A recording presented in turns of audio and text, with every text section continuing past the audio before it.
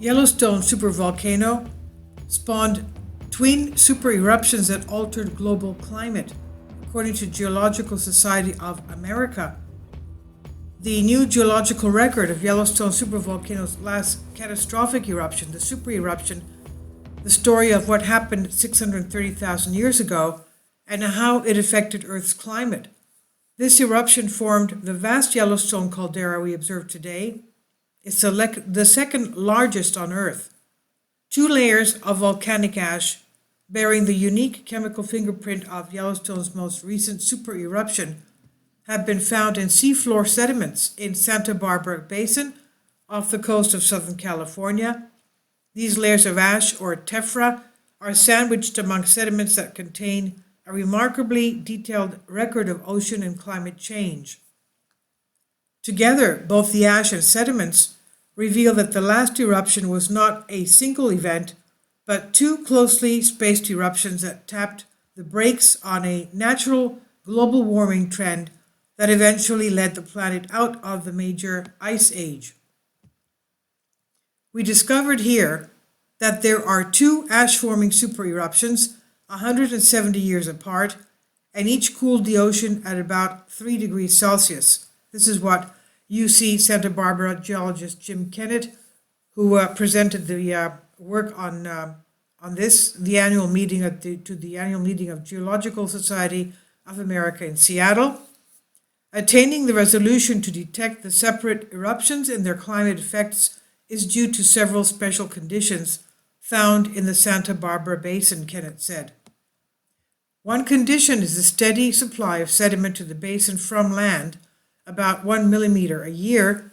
Then there is the highly productive ocean in the area, fed by upwelling nutrients from the deep ocean.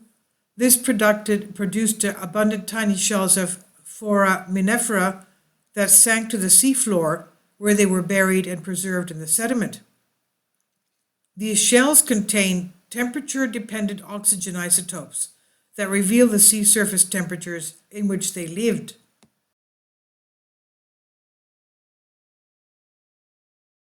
Finally, support my Patreon account.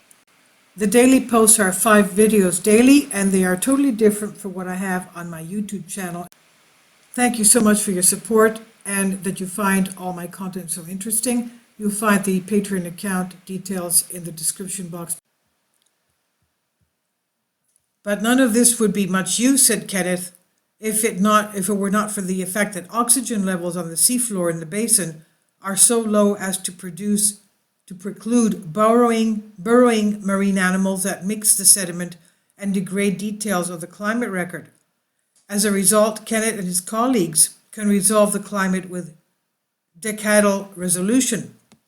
By comparing the volcanic ash record with the foraminifera climate record, it's quite clear, he said, that both of these eruptions cause separate volcanic winters, which is when ash and volcanic sulfur dioxide emissions reduce that amount of sunlight reaching Earth's surface and cause temporary cooling. These cooling events occurred at an especially sensitive time when the global climate was warming out of an ice age and easily disrupted by such events. Kenneth and colleagues discovered that on the onset of the global cooling events was abrupt and coincidental precisely with the timing of the supervolcanic eruptions, the first such observed of its kind.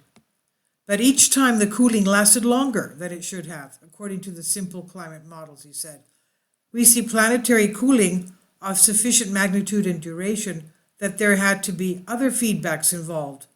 These feedbacks might include increased sunlight reflecting sea ice and snow cover, or a change in ocean circulation that would cool the planet for a longer time.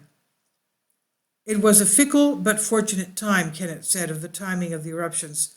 If these eruptions had happened during another climate state, we might not have detected the climatic consequences because the cooling episodes would not have lasted so long.